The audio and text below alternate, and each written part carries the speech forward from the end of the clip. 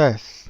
Ya, mohon maaf karena gue ngupload kontennya telat karena ya banyak banget urusan yang mesti gue kerjain, jadi mau gak mau gue harus telatin kontennya. Dan gue lagi bingung juga mau ngupload materi apa. Oke, jadi setelah gue browsing-browsing gitu ya, ada beberapa konten yang mau gue bawa sebenarnya. Ada yang tentang ngomongin asuransi, ada yang ngomongin tentang masih kondisi bank-bank yang ada di Indonesia atau korupsi lainnya. Nah, tapi ada satu hal yang menarik, eh, yaitu tentang anaknya Pak Soeharto. Ya, which is Soeharto. Kalau lu nggak tahu Soeharto itu siapa, dia itu adalah presiden setelah Soekarno. Oke, presiden pertama itu kan Soekarno. Presiden selanjutnya adalah Soeharto. Soeharto itu menjabat sekitar lebih dari 30 tahun kalau nggak salah. Nah, sebelum di masa penjabatan Soeharto, lu mesti tahu itu tuh nggak ada yang namanya KPK. KPK tuh terbentuk baru di tahun 2004. Yang nerbitin adalah Presiden Ibu Megawati.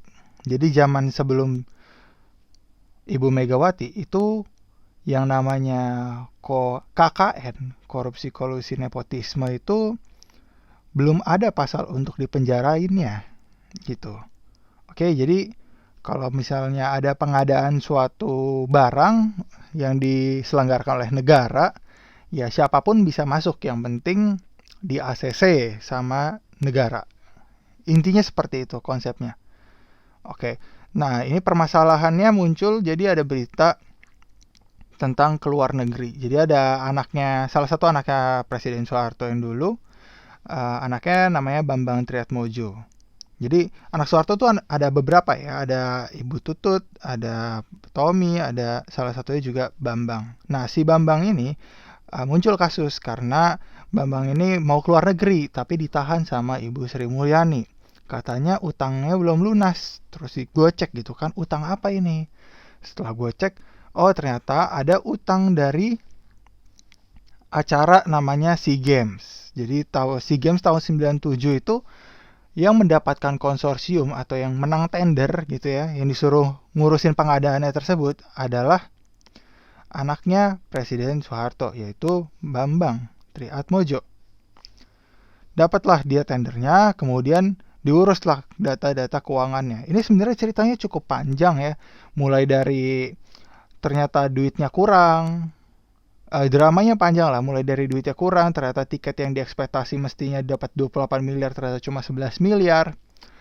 Terus pengadaan barangnya ternyata barangnya sudah mau hari H tapi barangnya belum komplit.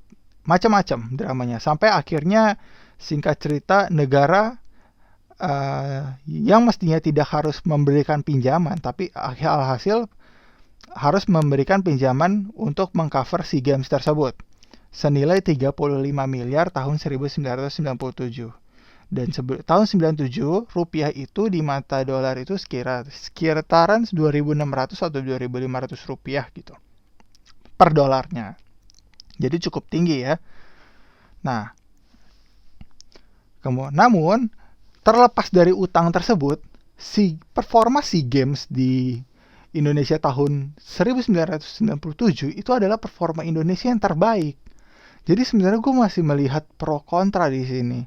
Soalnya dikarenakan Bapak Bambang ini membawa SEA Games tahun 97, dia juga mendanai atlet-atlet yang ada tahun 97. Nah, di tahun 97 tersebut Indonesia menang telak untuk SEA Games. Ya emang tidak ada juara umum, tapi dia di Indonesia itu tahun 97 SEA Games itu mencetak rekor sampai sekarang ya, yang performa medalinya paling banyak. Jadi gue ada pro kontra sih, antara ya gara-gara Bambang yang ngurus SEA Games jadi bagus performa atletnya, tapi gara-gara Bambang yang ngurus ya utang 35 miliarnya nggak dibayar. Pertanyaan gue adalah, apakah utang 35 miliar tidak dibayar tahun 97 ini worth it dengan kemenangan SEA Games mayoritas mencetak rekor tahun 97 para atletnya? Apakah worth it medali tersebut ditukar dengan 35 miliar? Soalnya sampai sekarang performa atletnya belum ada yang mencetak rekor di SEA Games tersebut. Jadi ya SEA Games tahun 97 masih sebuah legenda bagi Indonesia. Apakah legenda tersebut bisa dikonversikan senilai 35 miliar? Nah itu pertanyaan gue sih sebenarnya. Tapi terlepas dari itu, intinya si Bambang ini belum bayar lah 35 miliarnya. Setelah gue riset-riset, belum ada yang menjelaskan dia pernah nyicil atau enggak, belum ada yang menjelaskan hal tersebut.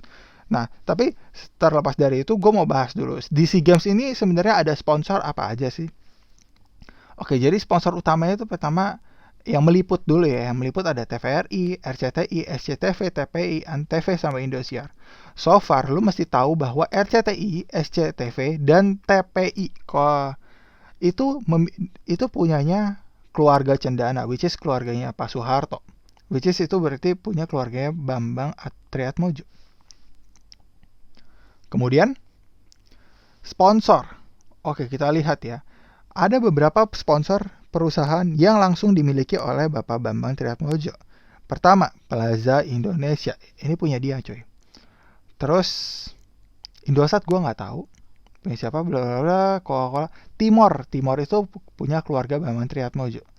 Indomobil setahu gue iya, soalnya Triatmojo tuh Bambang ini punya usaha kayak keagenan mobil gitu.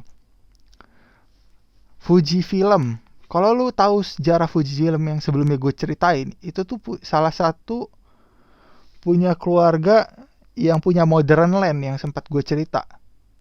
Jadi yang punya Modern Land, Bank Modern dan Modern Real Estate itu dia punya Fuji Film, dan Fuji Film itu berarti dia punya kenalan dengan Bapak Bambang. Berarti dia punya kenalan dengan Bapak Soeharto. Jadi ini somehow terconnected, man.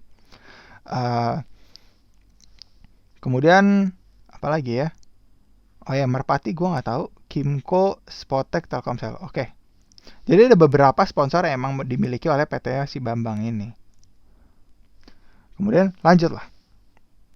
SEA Games berjalan, pokoknya si Bambang ini dituntut karena coy, lu belum bayar 35 utang lu dengan 35 miliar ini.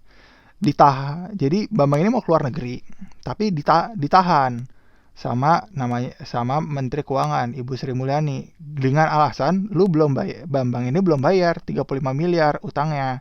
Dan dibilang bahwa bukan cuma utang doang yang belum dibayar, tapi ini berdasarkan VOA ya, voi.id. Diprediksikan 35 miliar ini tahun 97 ya, terus lo harus bayar dendanya, bunganya. Nah, ini bisa sampai triliunan utang lo gitu. Mungkin karena alasan tersebut Bambang nggak mau bayar. Mungkin kalau Bambang cuma dibilang ya udah lo bayar 35 miliar or sampai 50 miliar, ya mungkin Bambang mau bayar. Tapi kalau sampai valuasi triliunan, ya Bambang juga males kali bayarin ya. Ya menurut gue ya, perspektif aja. Terus setelah ini gue lanjutin lagi, ada namanya Justinus. Jadi Justinus ini salah satu stafnya si Menteri Keuangan. Jadi dia sebagai bawahannya Ibu Sri Mulyani lah. Nah, terus dibilang bahwa kasus utangnya si Bambang ini bukan pengalihan isu, intinya seperti itu. Dan terus dibilang, nih gue bacain aja ya. Sebenarnya utang, kutipan dari Pak Justinusnya ya, sebenarnya utangnya si Bambang sendiri itu merupakan pelimpahan dari Sekretariat Negara. Kementerian Keuangan itu hanya menjalankan tugas penagihan utang negara selaku pengelola piutang. Oke, terus dibilang lagi, Justinus bilang, saya nggak tahu pastinya nominal utangnya itu berapa. Untuk nominal dan seperti apanya lebih ke Sekretariat Negara yang tahu sebenarnya. Kami hanya melakukan penagihan untuk kewajiban pelunasan terhadap negara aja. Terus dibilang bahwa namun dia memastikan penerbitan pencekalan ini hanya berakhir sampai November mendatang. Hal ini sesuai ketentuan bahwa pencekalan itu cuma boleh 6 bulan. Namun bisa diperpanjang apabila kewajiban membayar masih belum dibayar. Membayar utang belum juga dipenuhi lah intinya. Oke, yang mau gue sampaikan di sini adalah ini statementnya agak shady sih menurut gue. Sebenarnya utang nih udah ada datanya dari tahun 97 di Sekretariat Negara, tapi kagak ditagih, men. Ini gara-gara pelimpahan piutangnya sekarang diubah dari Sekretariat Negara jadi Kementerian Keuangan, baru mulai ditagih. Ya pertanyaan gue, kenapa yang berani nagih itu ketika sudah dilimpahin ke Kementerian Keuangan? Apakah Sekretariat Negara itu gak bisa juga untuk nagih dari tahun 2000 gitu? Kenapa harus ditagihnya di tahun 2019? Kenapa harus jeda waktunya itu penagihannya harus lebih dari 10 tahun sih? Ini ada suatu hal yang menurut gue aneh banget, kayak kalau lu ngutang sama orang gitu, ini koruptor, gue nggak tahu ini koruptor atau apaan. Pokoknya dia selalu skemanya adalah minjem duit, pokoknya duit yang nggak dibayar lebih dari 10 tahun baru dibalikin. Selalu motifnya kayak gitu. Sebenarnya gue sempat nanya-nanya ke beberapa pakar-pakar gitu. Sebenarnya ada nggak sih kenapa orang polanya seperti ini? Ternyata dibilang ada orang kayak ekspertis ekonomi yang dibayar sama pengusaha untuk bikin skema bisnis untuk 10 sampai 15 tahun kemudian. Intinya seperti itu. Jadi emang pola balikin duit 10 sampai 15 tahun kemudian itu emang beneran ada, dan emang ada ekspertis yang dibayar untuk bikin skema tersebut gitu. Oke, ini sekarang gue lanjutin ya. Jadi ini statusnya nih Pak Yunus nih. Jadi dibilang bahwa suarainvestor.com dibilang bahwa ya ini bukan pengalihan isu, tapi pengalihan isu tuh maksudnya ke pengalihan isu soalnya ya, ini momen terjadi ketika Kejagung dibakar ya, Kejaksaan Agung dibakar. Jadi pertanyaan gue, apakah 35 miliar ini worth it dengan berita ketika Kejaksaan Agung dibakar? Apakah Kejaksaan Agung dibakar itu senilai 35 miliar? Ya semestinya kan kalau ada berita yang lebih penting gitu ya, ngapain dibahas ke berita yang tidak penting gitu. Maksudnya ya penting juga, tapi bukan prioritas gitu. Tapi kenapa di blow up yang 35 miliar? Kejaksaan Agung kan nilainya itu lebih dari 35 miliar karena dia mengcover kasus yang nggak ratusan miliar, triliunan, men. Dan triliunnya nggak cuma 1 triliun, 10 triliun, tapi bisa juga ratusan triliun. Gitu. Oke, sekarang kita lanjut lagi.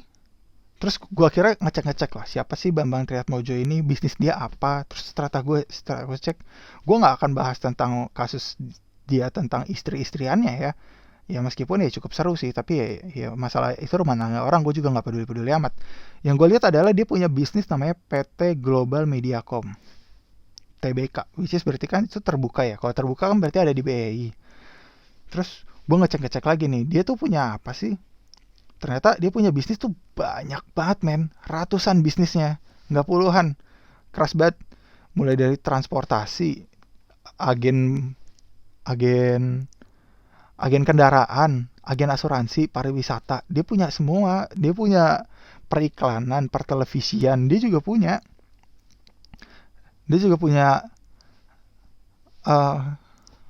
banyak banget. Gue sampai takjub, men. Dia punya perusahaan tuh ada banyak banget. Terus ini gue skip aja ya. Jadi ya pokoknya intinya dia punya banyak banget lah perusahaan. Ntar gue jelasin perusahaan apa aja yang paling banyak dan intinya ya. Oke.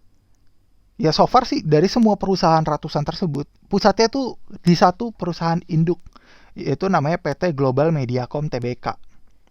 Selain dia pendirinya, dia juga menjadi jabat sebagai komisioner di MNC.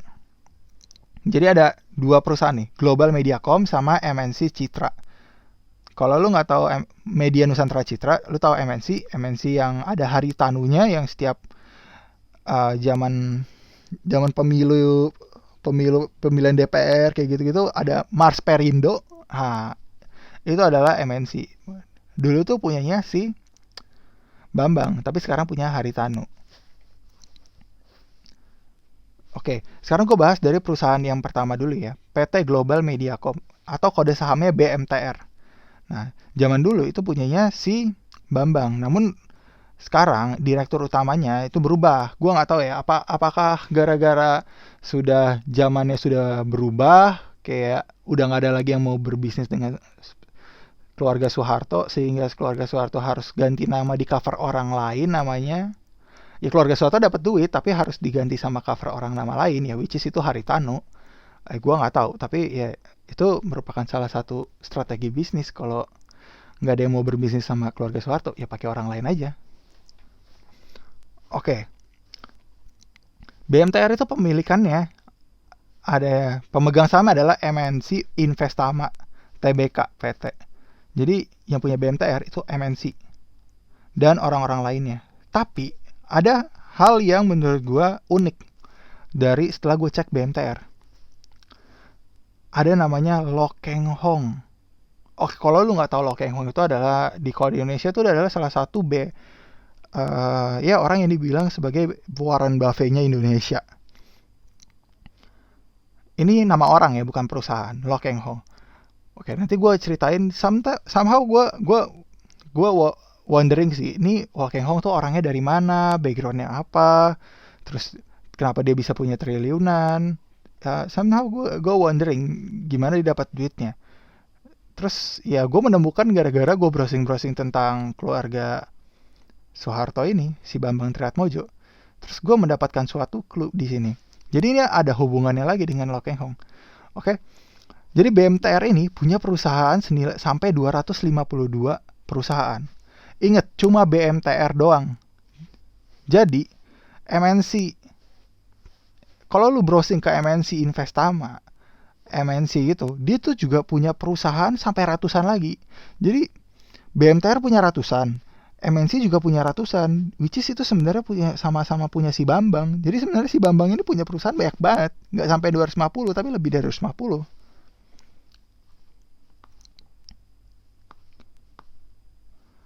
Oke.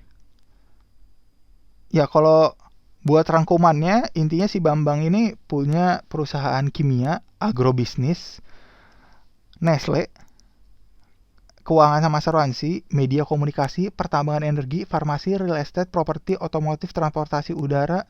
Dia juga punya RCTI, Plaza Indonesia, Asri Land, Indonesia Air Transport, Chandra Asri. Dia juga punya perusahaan KGN Mercedes-Benz, Ford. Wow. Oke. Produsen cangkang kapsul. Oh, pokoknya banyak banget lah ya dia punya ya. Intinya. Terus singkat cerita, gue browsing lah tentang MNC ini. Kenapa, apa hubungannya antara MNC dengan Lo Keng Hong dengan Bambang BMTR ini? Terus setelah gue cek, ya ternyata si Lo Keng Hong ini ya membeli beberapa perusahaan yang ada si Bambang gitu. Jadi gue ceritain dulu backgroundnya si Lo Keng Hong ya. Setelah gue cek, dia ternyata ya nggak kayak amat awalnya backgroundnya ya, susah, ya kere-kere juga. Terus karirnya juga ya biasa aja, mulai dari kuliahnya juga bukan ya universitas nasional ya, jam dulu kayaknya kalau nggak salah itu universitas ya lumayan negeri lah. Terus kerja di bank selama 11 tahun. Kemudian pindah ke Bank Ekonomi. Bank Ekonomi itu kalau nggak salah satu bank yang ada di Indonesia. Dan kalau sekarang itu udah diakuisisi tahun 2011 atau 2013 gitu. Dan sekarang Bank Ekonomi berubah namanya jadi Bank HSBC. Kemudian tahun 96 setelah bekerja 17 tahun si Lo Keng Hong ini berhenti bekerja di bank. Terus dia berkonsentrasi seorang investor di saham. Oke. Sampai situ doang. Nah, so far gue nggak tahu si Lo Keng Hong ini punya duit berapa selama bekerja 17 tahun di bank. Tapi kalau lo punya uang 1 miliar setelah bekerja 17 tahun di bank, buat 1 miliar tuh tahun 96 susah ya. Soalnya emang gajinya tuh kecil. Kan lo berharap itu untungnya dari investasi adalah 20% gitu ya. Berarti sebenarnya kok 20%-20%-nya lu, kalau lu naruh uang 1 miliar sampai tahun 2020, itu sebenarnya nggak sampai triliunan. Paling sampai puluhan miliar doang. Jadi terus gue wondering, ini duit dia kalau sampai triliunan, ini dia dapat duit modalnya dari mana? Karena ya sehebat-hebatnya lu berinvestasi, semuanya kan efek awalnya itu kan semuanya dasarnya dari nominal yang lu investasikan berapa. Gak bisa lu investasi 1 juta lu dapat 1.000 triliun atau 100 miliar, kagak bisa. Lu harus ada hitungannya dulu, modalnya berapa dikaliin jumlah persenan pertambahan profit gainnya berapa. Terus ya udah gue browsing. Ternyata gue sempat mikir kayak apakah dia ada punya kerjasama sama si Bambang. Ternyata ya pas gue browsing sih gue nggak nemu kayak nggak ada artikel yang bahas tentang hubungan Lo Keng Hong sama keluarga si Bambang Soeharto ini. Tapi ada satu artikel sendiri nyempil gitu ya, dia bilang bahwa Lo Keng Hong itu terafiliasi dengan keluarga Soeharto. Ya buktinya kalau lihat cek saham-saham Lo Keng Hong ini, dia memiliki kepemilikan saham di BMTR, MBSS, PTRO sama INDY. Kalau lu nggak tahu INDY itu bapak perusahaannya itu PTRO. Jadi kalau Lo Keng Hong punya di PTRO dan Lo Keng Hong juga punya di INDY, sebenarnya ya sama-sama aja pemilikannya, sama-sama keluarga Soeharto. Terus INDY punya siapa? Kalau BMTR kan sudah jelas, MBS sudah jelas, PTRO sudah jelas. INDY itu punyanya sepupu Soeharto, namanya Sutwikatmono. Kemudian kini bisnis Indika dikelola oleh anaknya yang bernama yang berarti keponakan Soeharto, Agus Lasmono. Nah, jadi dari sepanjang sejarah si Lo Keng Hong ini, Lo Keng Hong tuh dapat untung gede dari dia berinvestasi di perusahaan-perusahaan Soeharto. Gitu loh. Mana ya? Yang mau gue sampein tuh gini coy.